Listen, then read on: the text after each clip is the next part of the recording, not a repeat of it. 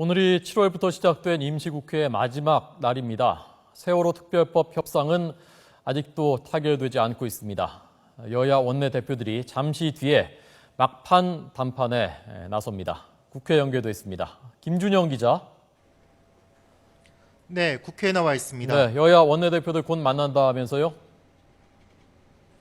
네, 그렇습니다. 새누리당 이완구 새정치민주연합 박영선 원내대표가 약 10여 분 뒤에 국회 귀빈식당에서 만납니다. 세월호 특별법과 관련한 담판을 하기 위해서입니다.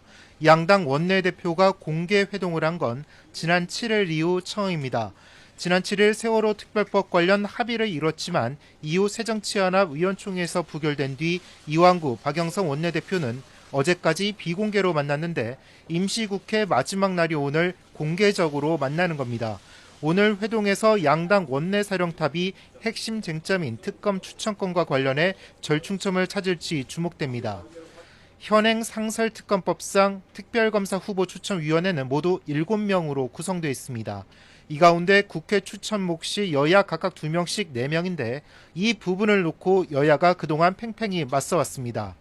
새누리당은 상설특검법 규정을 지켜야 한다는 입장이고 새정치연합은 철저한 진상규명을 위해 국회 추천목 4명 가운데 3명 이상을 야당과 유족 측에 줘야 한다고 맞서왔습니다. 새누리당 이완구 원내대표는 오늘 오전까지만 해도 현행 규정을 지켜야 한다고 강조했습니다. 직접 들어보겠습니다. 우리가 야당이 된다 하더라도 이것은 불변의 원칙입니다. 당신들이 집권을 하고 우리가 야당이 된다 하더라도 우리가 야당 입장에서 이렇게 주장하면 안 됩니다. 이건 여야의 문제가 아닙니다. 이건 우리 사회 근간에 관한 문제입니다. 오늘 오전 당 소속 의원들을 잇따라 만나 의견을 수렴한 박영선 원내대표 역시 기존 입장을 고수할 것으로 전망됩니다.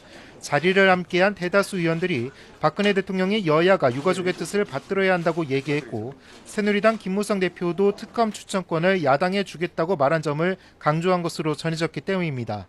김영록 원내수석 부대표의 설명 직접 들어보겠습니다. 야당이 절대 물러서서는 안 된다. 그런 부분에 약속한 부분을 반드시 받아내야 된다는 그런 추궁의 말씀들이 있었습니다. 다만 국정 파행에 따른 비난 여론을 고려해 절충점을 찾아 극적인 합의를 이룰 것이라는 관측도 조심스럽게 제기되고 있습니다.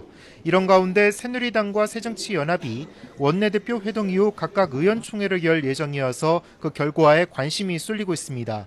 이와 함께 여야가 합의하더라도 유가족이 이를 받아들일지가 주요 변수가 될 전망입니다. 지금까지 국회에서 전해드렸습니다.